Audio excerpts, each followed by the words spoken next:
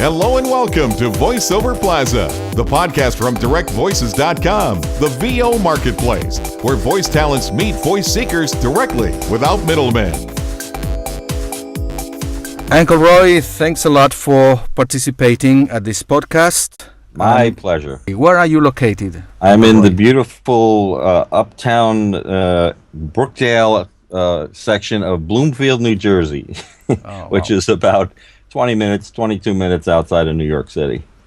Uncle Roy, what have been the main changes you have seen all these years in your career with digital audio for voiceover? What has actually been the main progress in the last decade or so? Well, of course, the voiceover had very few home studios 15 years ago. Certainly 20 years ago, there were almost none.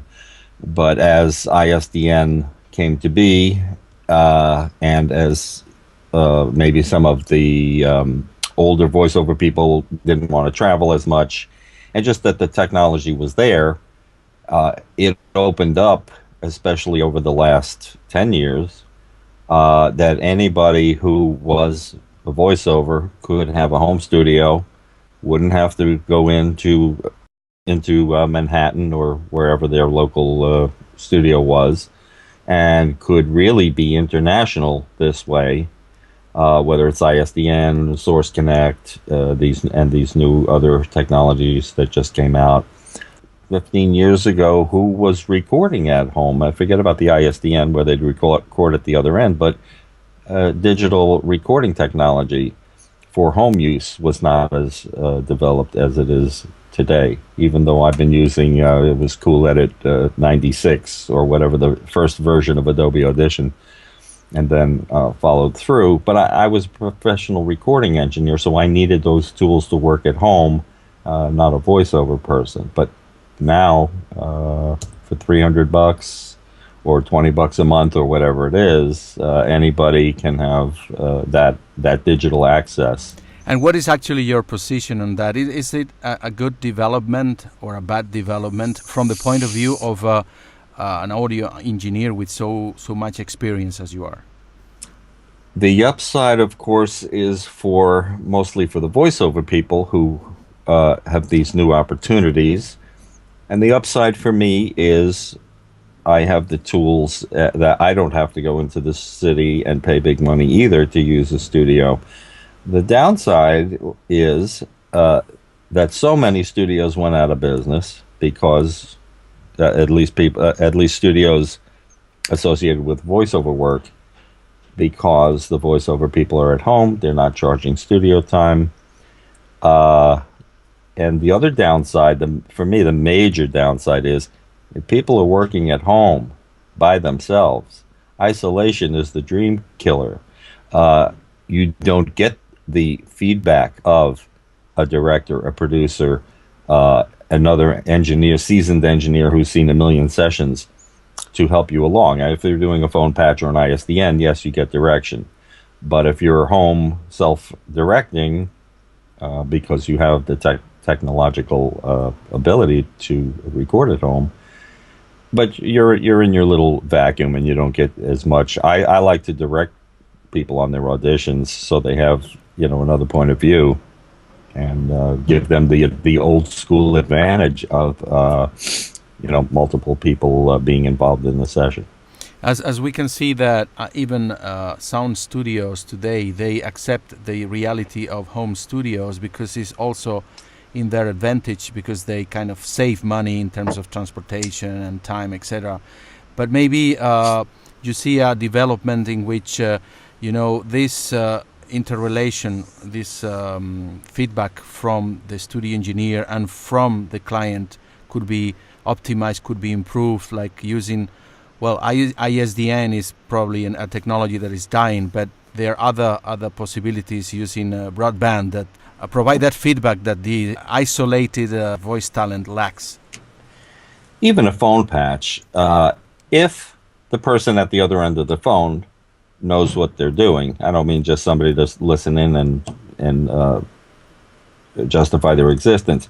But if you have a seasoned director or somebody who really knows what they want, knows how to convey to the talent in a concise way their direction. Talent welcomes direction as long as it's done in a good way, as long as they really understand the direction and can get something out of it. Sure. I'm sure talent would love. There's nothing to stop any client. Sometimes we like it when the client's not involved because maybe we realize they don't know and we know better, or we're going to do a good job, and if they have a problem, we'll fix it. But any halfway decent director should be on the phone, I guess, and listen in and approve, and there's no surprises later, and there's no free revisions and all that kind of stuff because we didn't get the direction right. Or even an old-fashioned way of just recording something and then just sending like a small part of the whole script, and then you get the feedback from the client. You send it through MP3, through email, right, or FTP, whatever, and that also, I mean, it is a kind of delayed feedback, but it's still valid, I guess. That's usually the custom audition aspect of the process. If that happens, if people aren't picking you from your demo, or your demo at least says, okay, so let's send this person a custom audition, that I know they'll be happy to do. The custom audition really is that, and then they can give feedback. Okay, just a little faster, a little more energy, a little more smile. It's too pushy, whatever the direction would be. Yes. And then there should be no surprises. Getting back to the home studio and talking about technology, well, you mentioned that even for $300 you can have a decent, a basic at least equipment to start doing voiceovers. Maybe you have some ideas, some tips on how to improve that, because from my point of view, for instance, acoustics is probably the most expensive and difficult part to really improve, because you are in an apartment or in a house. You have to refurbish everything. That's expensive. So I'd like to know your opinion about this side as well. Well, just to clarify, the 300 that I mentioned was more of if you need to buy recording software. If Audacity, which is free, if that's not good enough for you, or if Twisted Wave, if you're on a Mac, or Pro Tools, if you need Punch and Roll, any of that stuff. But I wasn't even considering with that price point. Acoustics is the most important thing. And then second would come the microphone and the first thing is really, do you have the talent? Oh yes. But we're only talking about equipment here. Yeah. So Yes. So assuming you have the talent, or at least actually we're talking about people who really they have the talent, but they are probably starting, just setting up their home studio or improving the one they have, and they are not, of course, experts. They lack the knowledge, the background. So they are really eager to hear from a seasoned audio engineer like you are. Yeah, I mean, we've been talking about it for a long time. You really need a dead space. A quiet space. You can't soundproof if you've got construction outside, or if you're on the flight pattern, or if you have taxis and trucks outside your window, if you're in Manhattan or Brooklyn and there's a restaurant downstairs that's open till 2 a.m. and everybody's out there having a party. No, you can't. That you can't fix. But the room itself has to sound dead, whether it's getting a Porta Booth Plus, whether it's getting clear sonic panels, whether the new eyeball, just a hollow foam ball that your microphone fits into, and it cuts out it cuts down considerably, 85%, 90%, any reverberant sound. They demoed it at the AES show, and their demo was somebody singing in a real crappy sounding echoey space. And then they showed it again with the eyeball on there. All right. And it cut down. It wasn't perfect, but it cut way down the amount of... So if you have I have somebody set up, the only space that she can record is in her bathroom, which is the worst, you would consider the worst absolutely space. That's the example of the place where you shouldn't actually record. Yeah, because there's hard surface, there's tiles. Yes. But believe it or not, with a Harlan Hogan Portabooth Plus and an eyeball, both in there, and a microphone inside both of those. And then she has to still cover the hard surfaces. It actually sounds fine. She's doing audiobooks, and it actually sounds fine.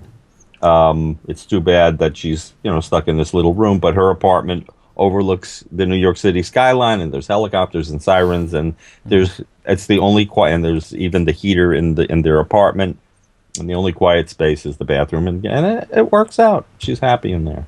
That's really interesting to learn about this possibility, because more and more people, voice talents, are itinerant, and not just voice talents, even journalists who have to actually cut their video, even for television.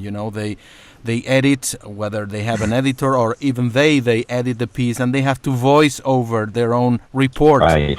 And that's very complicated, because you are usually in a hotel room, also with problems of noises, etc., and resonance. Some people travel with their Portabooth Plus to hotels. Some people make what they call a pillow fort, and they take 3 pillows and they put the microphone inside and they talk into the pillows. And guess what? It works. Yes. So that's fine. But also sometimes on these podcasts or these journalists, and they have these microphones that have a little MP3 recorder inside.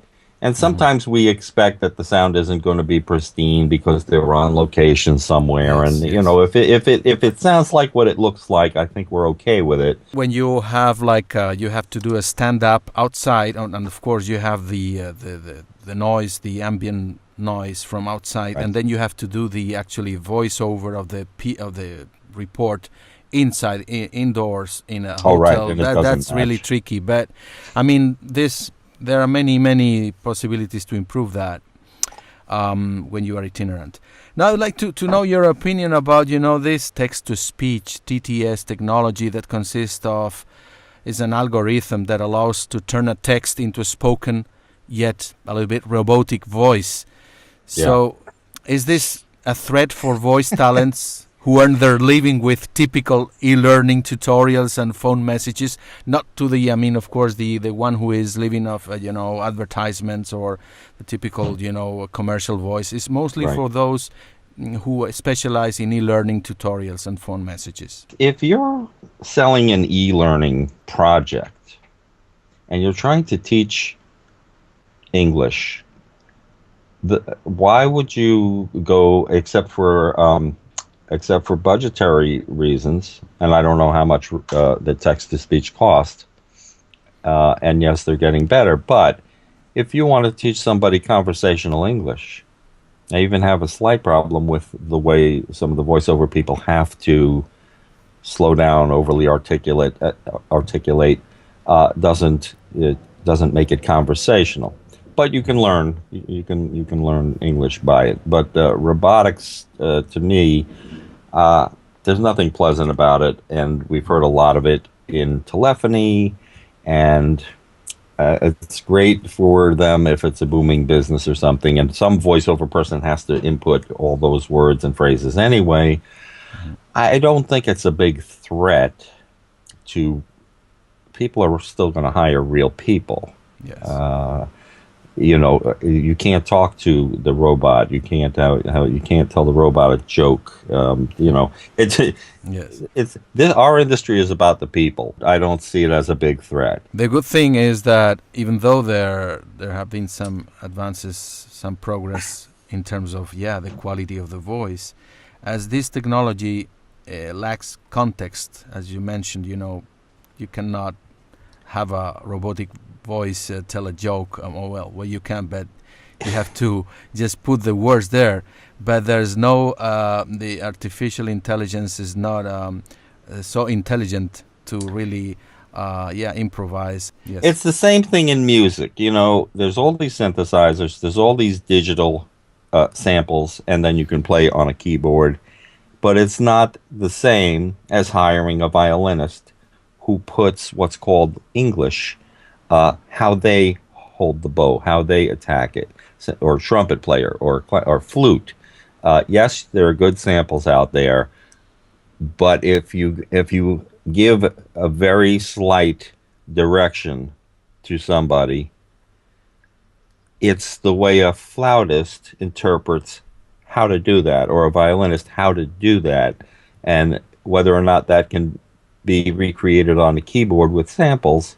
So it's really the same thing. We can have pretty decent sounding music with synths and samples and all that. Mm-hmm. But if you had a choice, if money were not an object and you had a choice, would you choose hiring a voiceover person or going robotic, or hiring musicians to make a piece of music? Yes. And I go for the humans. So fortunately enough, we are not there yet. Robotic voice still is robotic, and well, maybe for some, as you mentioned, phone messages or very small messages, maybe it could be handy, but still, I mean, the result is very poor. We have done some research on that, and there are some laboratories around the world who are actually doing their best, but still it's an infant technology, and I don't think that the human voice will be replaced for any time soon. They also have these silly spots where the GPS is talking to you, and then, Yes. it's giving personal information, and then it turns out to be the mother or whatever. The upside is somebody was hired to imitate a robotic voice, and we're okay with that. Yeah. And I'm okay with GPS, and people were hired to be the GPS lady, We move further to the voiceover coach you're doing, because you're audio engineer but also a coach, and that's also a great part of your daily routine. So give us some, insights about your techniques. Not the recipe, because that's a professional secret, but at least when you have actually not a newbie, but someone who has already experience. Every director has a different approach and idea, and people send me their demos all the time and say, well, I was thinking of making a new demo. Here's my old one. What do you think? Okay, so somebody directed the old one, and I think about, okay, so this isn't the way I would do it. Okay, how would I do it differently? It needs more range. It needs more personality. Bad direction, bad script choices. I know I kind of jumped into demos there, but that's, when you're done with your coaching, not done. You should never be done with your coaching. But I think it's good to have multiple coaches, get somebody else's point of view. Somebody's personality might not, you might not jive with somebody, or, a lot of times I give, it's almost silent communication when they're really, when you're really connecting with the talent. You can just say, but you can start saying what you were going to say, and they get it right away, and they try. So I think it's, getting the right personalities together. Everybody should want to up their game. So this is where you are. I hear where you're at. I hear what's missing. You want to be top professional. What are your tips on that? Is about breathing exercises? That goes a little more towards the newbie who maybe isn't connecting with the script. That's the hardest, as far as getting there and sounding confident. Well, it's connecting with the script and sounding confident. And you have to be passionate about this whole voiceover industry, Yes. or what are we talking about anyway? If the reason you're getting into voiceovers is, well, I just lost my job, I could use some side money, and that may work out for you, but those aren't good reasons to get into the voiceover industry. You're just thinning the talent pool, and maybe you'll make a couple of bucks along the way, but whether or not you're going to continue, that's another thing that's a little discouraging. I coach people. We get to the point that they're ready to make a demo. You make the demo, and then the real hard part is the marketing. Mm-hmm. And unless you're a self-starter, unless you're going to bang, bang, bang, go for it, unless you have the resources, and the resources are all out there. There are lists.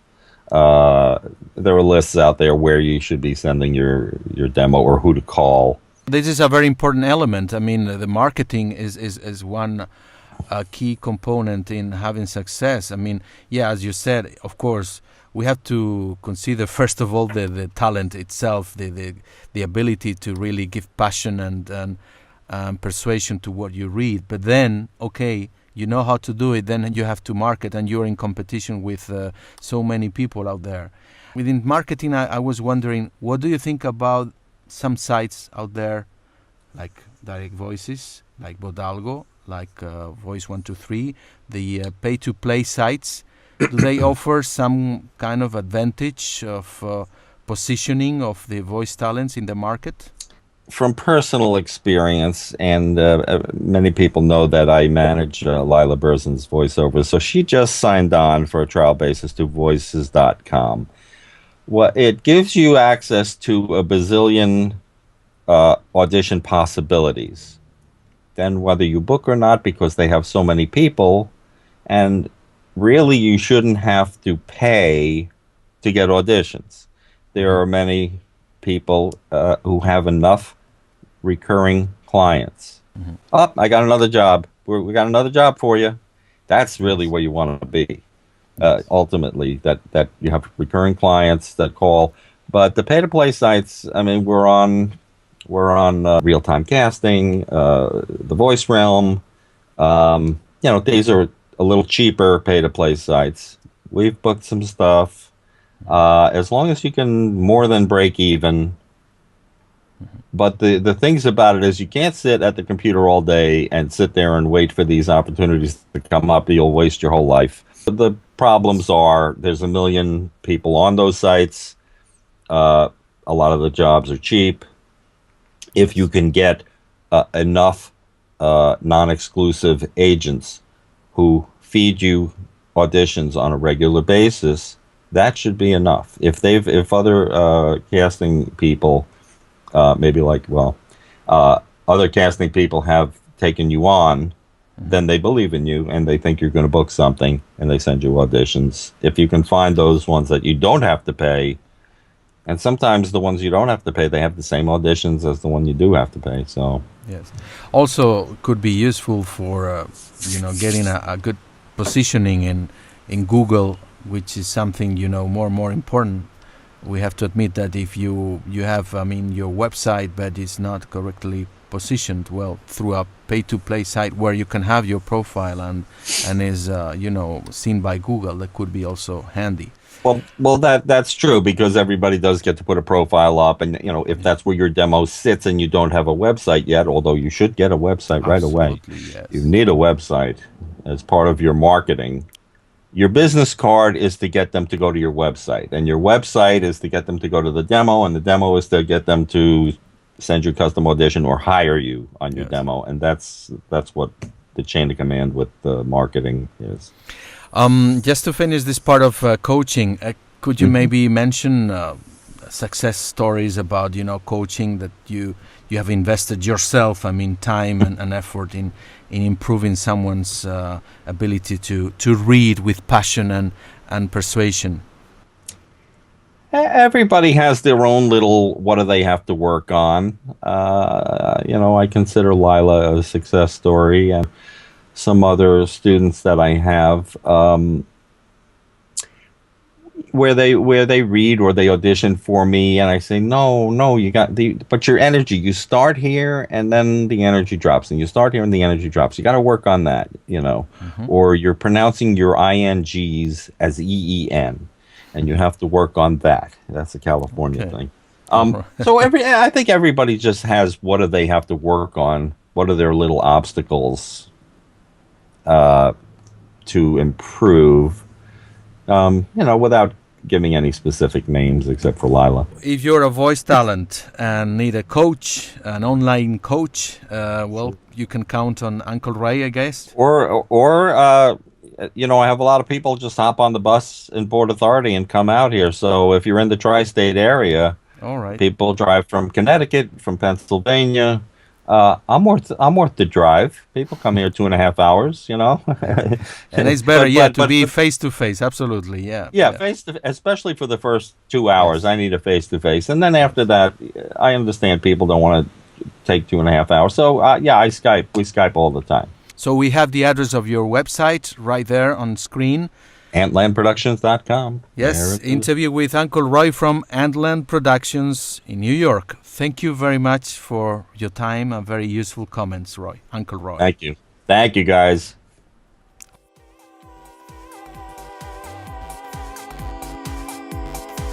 That's all for this interview from VoiceOver Plaza, the podcast from directvoices.com, the VO Marketplace, where voice talents meet voice seekers directly without middlemen. Check out our blog, VoiceOver Plaza, for more tips and tools to succeed in voice acting.